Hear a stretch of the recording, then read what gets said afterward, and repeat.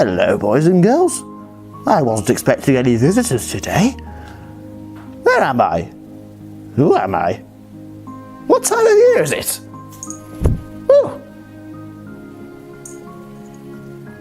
Some strange, sparkly characters around these parts. There goes the neighbourhood. Anyhow, I remember now. I'm here to tell you a dark tale of doom and despair. Creatures of the night and terrible tales. Oh no, that's a different movie. No, I'm here to tell you a Christmas story.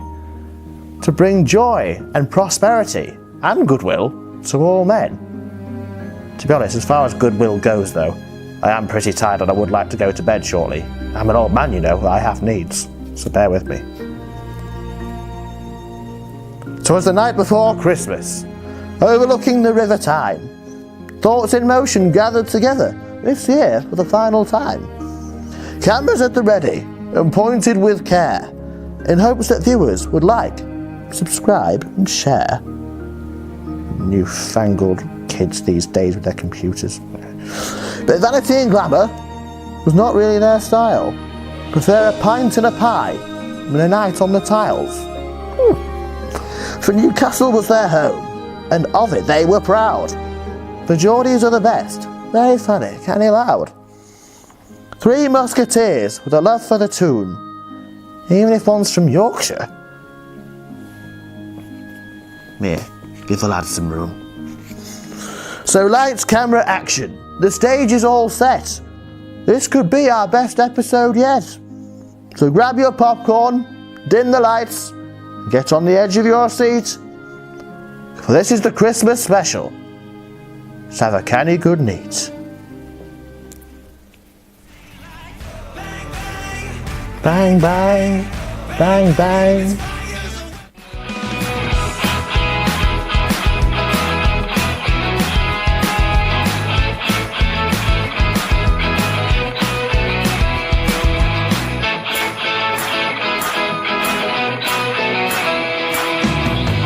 What a lovely man there, guys. Shame about the glasses, isn't it, eh?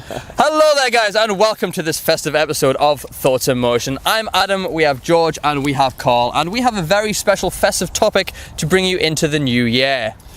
Yes, that's right, Adam. Today we're going to be talking about the ghosts of past, present and future, and how those concepts could benefit you going into the new year to make you a better person and give you a better life. Ooh. Let's get into it. So the ghost to start off with is the ghost of Christmas past. Now, why specifically are we starting with the past? Well, Christmas and New Year and the New Year's resolutions is a time when everyone kind of looks back at the previous year and previous years and sort of has a little bit of an identity crisis. They sort of decide, well, the new year, new me. You tend to get that hashtag new year, new me. And every year, does that ever stick? And why doesn't that actually stick? Because I know for a fact that everyone that says new year, new me does not stick to it. So how do you go to the gym, get pumped for some of that sort of thing? Exactly, exactly. And the reason no one sticks with it is because they haven't fully made that change inside to let go of their past. Now, not everyone's past is, say, traumatic or, you know, awful and desperately needs a change, but most of the time we can tweak things, you know, going forward in the new year. And, you know, especially for me, every year I look back and I go, what did I accomplish this year and what kind of person did I need to be?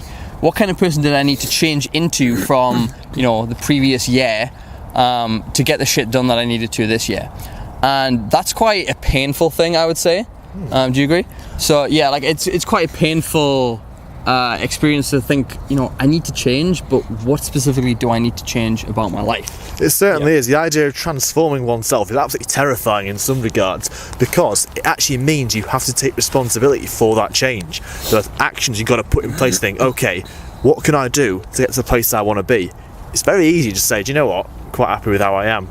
I'll just coast by and say, yeah, I won't do anything. That's where resolutions fail, you see. You get into those habits, you get into those cycles, and that's where we don't actually become better people. Yeah, and I mean, Carl, New Year's resolutions, what's your take on that? I've kind of got a different take on this situation. Go for it, mate. Go for it. You're talking about it's a painful experience, looking back at the past. It can also be reassuring, because if you look back and you think, I didn't do what I wanted to do. I didn't do what I need to do. That will present you with the motivation in order to make those decisions going into the new year. So it's like taking that pain and going, you know what, I need to toughen up. The pain sort of pushes you forward. So looking at it in a different way, rather than looking back in the past and thinking, oh, I didn't do this, I didn't do that. I think, I didn't do this and I didn't do that, so therefore now I'm going to. And at the end of the day, everything's experience, isn't it? Yep. Like, it's gaining experience in life and meaning that next time you're probably going to approach things in a different and perhaps better way. Exactly. It's so, like, looking back on your past year, what things did you fail to do? And I don't mean in terms of like, oh, I'm a failure. I mean, like, what did you just not get done? What did you procrastinate on? What did you not succeed in because you needed to change? So every new year we say new year, new me. That's kind of the focus of this past thing. So why do we need to be new? Most people use it as an excuse, like, I'm going to block out the haters, I'm going to get rid of this, I'm going to be a new person, I'm going to dye my hair, and they think that changes enough. But I feel like it should be new year, improve me. Yes. That's what it should be. we're going to start a new hashtag. I'm going to put that at the bottom here. Yeah, because I think that actually it makes you like be a bit kinder to yourself. Because when people set lofty heights, like, I must get absolutely shredded for summer, I must get the most banging girlfriend I possibly can, they're setting the bar extremely high. So if they fall short of that, or if it looks like they're going to fall short, they're going to think, well, what's the point? I'm just going to give up here. Yeah. Maybe reframe the question and say, what would I like to achieve? What would be nice to achieve in the new year? Set small goals at first, and then start building them up slowly, and then you might actually stick to them, and they're actually achievable. Yeah, set the realistic goals based on what you can achieve next year. So use the new year and the New Year's resolution. We said this last year as well, Carl.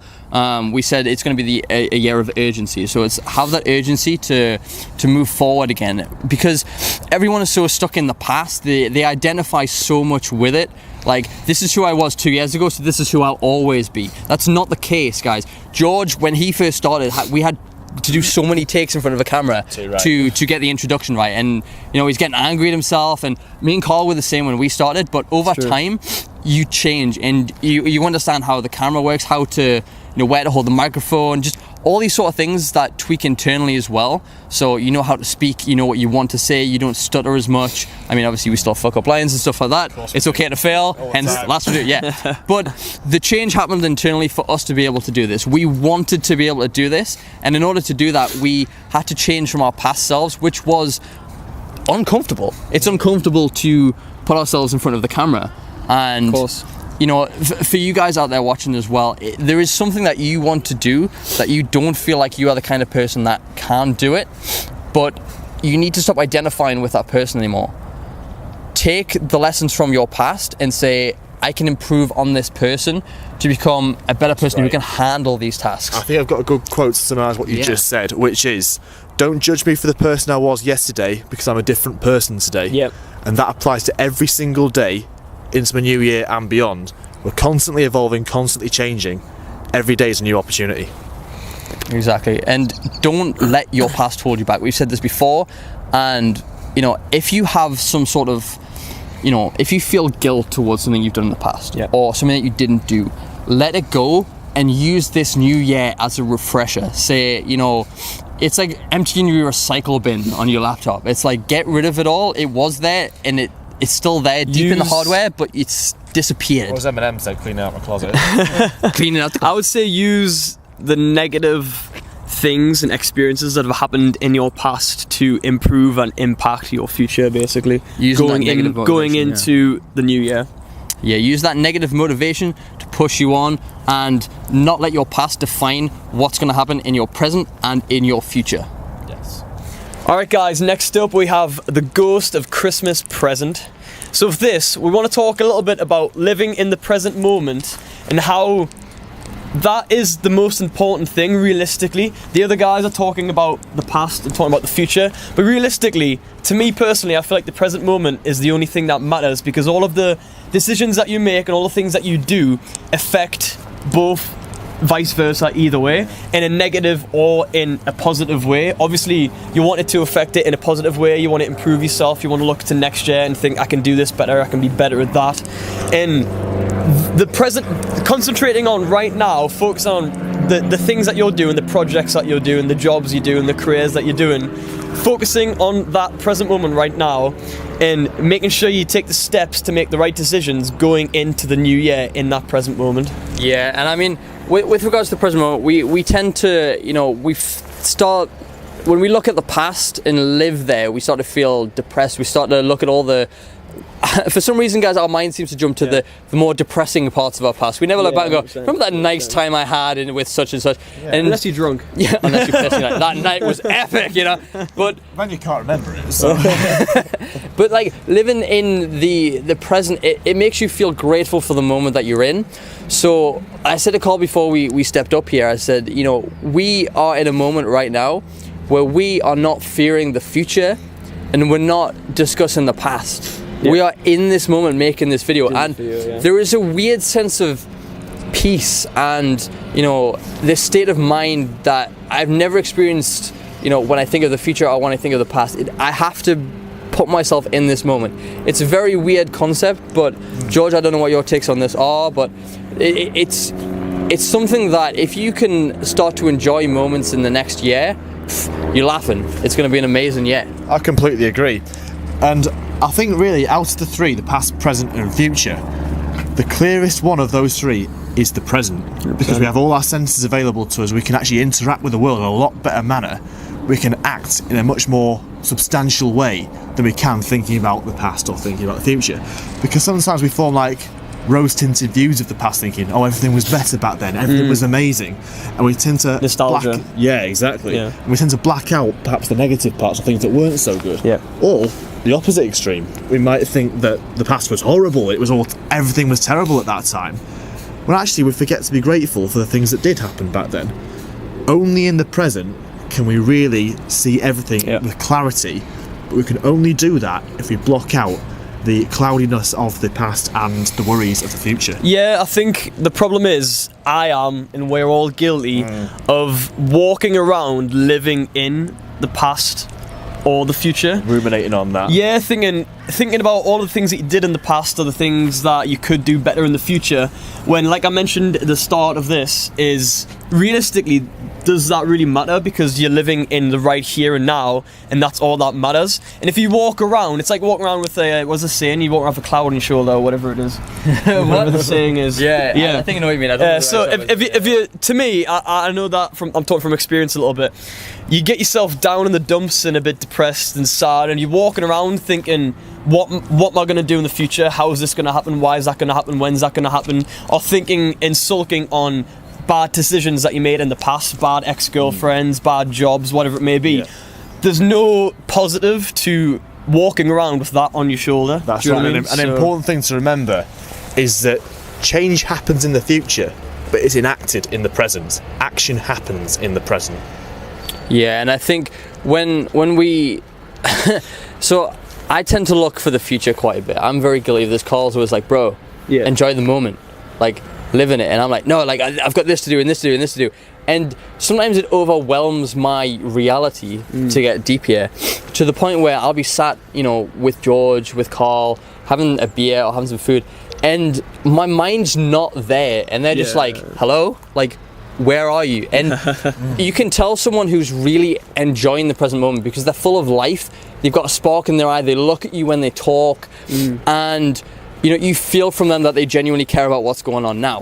Whereas I think a lot of people are, like the space ones where they're like, yeah, and then they'll like look away in the distance for a good 30 seconds and then come back. Every stoner ever. And it's as if, like they've just smoked a massive joint, like, that kind of style. And I think, just as a random side tangent as well, it actually makes you more appealing to people in general, like anyone that you come across, like, for example, when you're buying your shit in Asda and you talk to the one behind the till, like, if she is, there with you, she's not just like scanning stuff through, that'll be $44.95 please. If she's like, hi, how are you? Like, what's going on? Like, you throwing a party or something? The people who are in that moment, regardless of the moment, who are just enjoying it for, part of their life, they're more appealing, and they probably have a lot more friends, a lot more like, happiness in general. You're absolutely right. It's the concept of interacting with the world. Yeah. Because there's so much sensory stuff around us, so many things to to play with, so many things to interact with, as I said, that we're really missing out if we're trapped in the past or thinking about the future. Yeah. Because we'll be walking down the street and missing all of these fantastic things around us, people, things, objects, that we're just not taking the opportunity to actually appreciate. Carl spaced out for a second there. He's not living in the present moment, guys. Present, Carl. Present.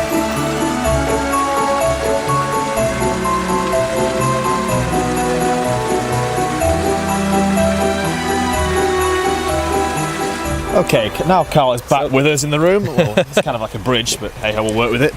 We're going to talk about the ghost of Christmas future. So, what I want to first ask you guys is, what sort of game are you playing at the moment? Like, what is the game you're playing in life? Now, I mentioned in my series about your personality and how that fits in to how we should live our lives, what is most important to us. So, what are you doing right now to chase those things that are most important to you? And also, if you're not quite getting to the levels you want to be right now, what resources do you need to take it to that next level?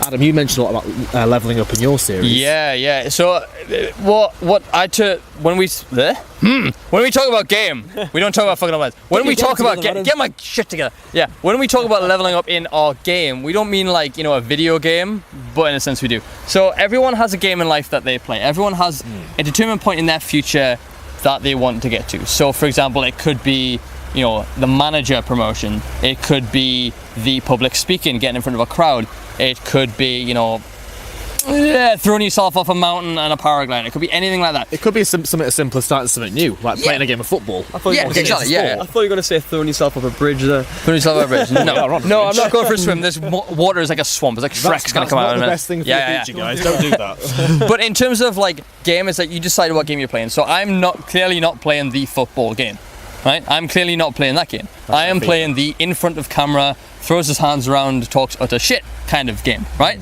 That is my game, and in order to do that I have to learn specific skills in the present to help me in the future. Yes. Right? To level me up in the future. So I have to learn how to actually look at the camera. I have to learn how to speak, to slow down, to hire other members of the team, to locations, all these different things that I have to do in order to level up my game. So it's really more similar to a video game than we might have first thought. It's like it's gaining resources, gaining experience points, if you will, to get to that next level. That's exactly what Adam's doing. Unlock new perks. Oh, sausages. There's a dog in the background, it's fine. Oh, I see. That was in context, right? Okay, now that we're back after the sausage incident, let's continue. So, the next thing I really want to focus on is perspective. So, a lot of us are thinking we need something to do something today, we need to do something tomorrow. Like, it has to be imminent, I have to have it right now. Yeah. Not necessarily. Because we may have a goal such as, okay, I want to get a promotion this year or in the next 6 months. What if you got that promotion in a little bit longer time scale? Because putting too much pressure on yourself is actually really detrimental to any sort of progress you might want to make. Setting that bar too high can actually dissuade you from trying to achieve that goal and hold you back in terms of your mental health and in terms of just your ability to cope with the burdens you're putting on yourself. Yeah, I think the point of that is, as well, I would like to say, is everything takes longer than you ever imagined that it would, basically. Anticipate setbacks. Exactly, so getting these videos up and running took a very long time. In the early days, me and Adam talking about it took a lot longer than planned. Getting the views that we wanted took a lot longer, the subscribers, the likes, whatever it may be. It took, how many years have we been doing this now? Nearly 3. So this is like midway through the second year. Yeah. 2 years, and we're still climbing that ladder essentially. Still going strong, guys. Exactly. So perspective in that way, just you were talking about pressure. If you look at it in that way and just think, I want to achieve these things and I will achieve these things, but expect setbacks and that they're going to take a lot longer in life than you would have expected them to. And we've actually found that taking that pressure off yourself in the context of video making, for example, it actually makes you perform better because you're not as stressed anymore, you're not overthinking things. That's true. And it actually turns out all right. Yeah, I mean, you broached this subject in the last video we did as well, of people always have a perspective on the future of, I'm gonna be married by this age, have kids by this age, have a house by this age. So it's rough targets, yeah. And it although it's not an everyday thought, it might be, but not every second, it does affect you inside. It's subconscious and it is there. It's almost like you've got to rush, but you don't know why you're rushing. It's like it's there in the back of your head. Like a lot of people, like you're talking about like work and stuff and like becoming a manager or whatever it might be. A lot of people want to climb the ladder in their career, in their work, because probably subconsciously, like what you just mentioned, they're thinking about buying a house, they're thinking about getting married, whatever it may be. All of these long-term life goals, but they're instantly trying to climb this ladder as quickly as possible because they feel like they need to do that to get to that point. Relating back to the present for a minute, the most important thing is not to sacrifice the present for the future, because you could be chasing that dawn until you die, until you're on your deathbed. That's true. And if you keep thinking, I don't want to live in the present moment because I must get this, I must get the next thing, you're never actually going to be satisfied. So you got to think, okay, what do I actually want? What's important to me? And that can take a bit of soul searching sometimes. But also, what can I do right now to make myself happier and make that future an achievable and a happy one?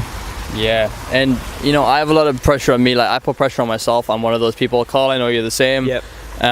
Who wants it all now, but like I explained in the ebook that I wrote, the 3 P's to get where you want, patience is one of them, and you know, perseverance as well. Yeah. Which both, you know, go with the topic of the future. Yeah, you need to have the patience. Like the future, you know, why rush it? It's your life. Why do you want it to end sooner than it is? You know what I mean? Take your time, enjoy the present moments, like we said, learn from the past, and then also look and have a reasonable perspective and goals for your future, because you know, once it gets there, it's like, was it really what you wanted? And do you then regret, you know, skipping all those moments because you wanted to get to this point? I think one of the problems could be as well is like a lot of people, again, personal experience, you can look to the future sometimes in a negative way as well. Yes. You can look to the future and think, oh, what if I don't have this? What if I haven't done that?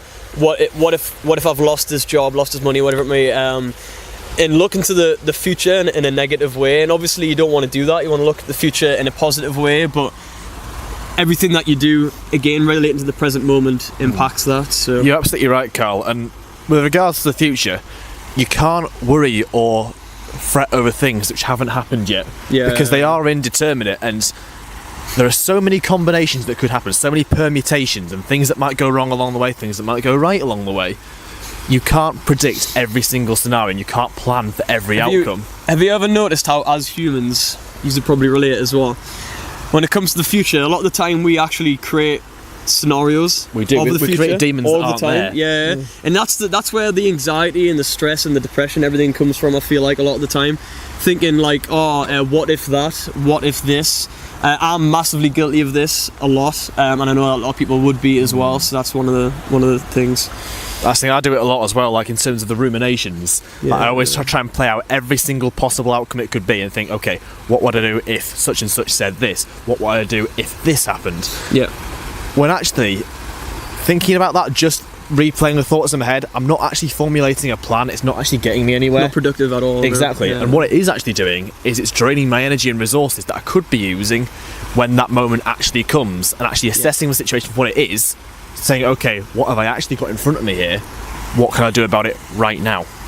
Yeah, and I mean, for me as well, I like to think of life like a movie. Like, you don't put on Batman Begins and want to cut straight to The Dark Knight Rises ending. No. You want to enjoy, you know, you will get to that future point, it is established.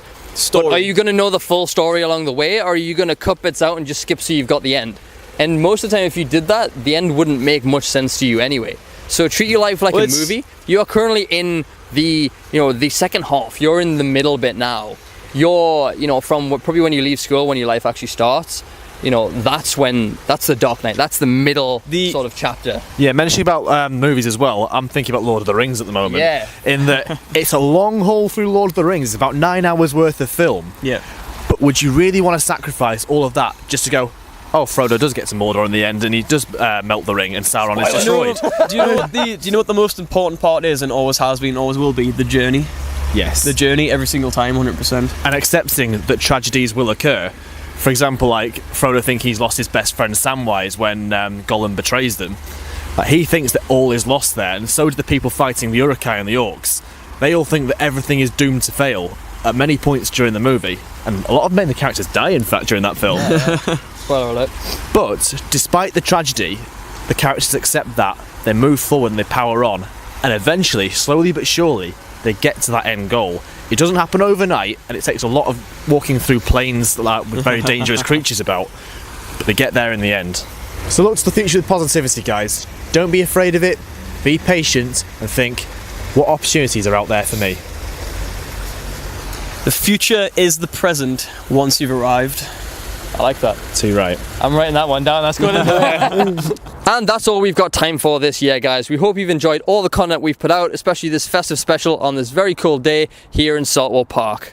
Be sure to subscribe to our YouTube channel and also follow us on Facebook and Instagram for all the latest new content from Thoughts in Motion in the new year. From us at Thoughts in Motion, we wish you a very Merry Christmas and a Happy New Year. See you next year, guys. Peace.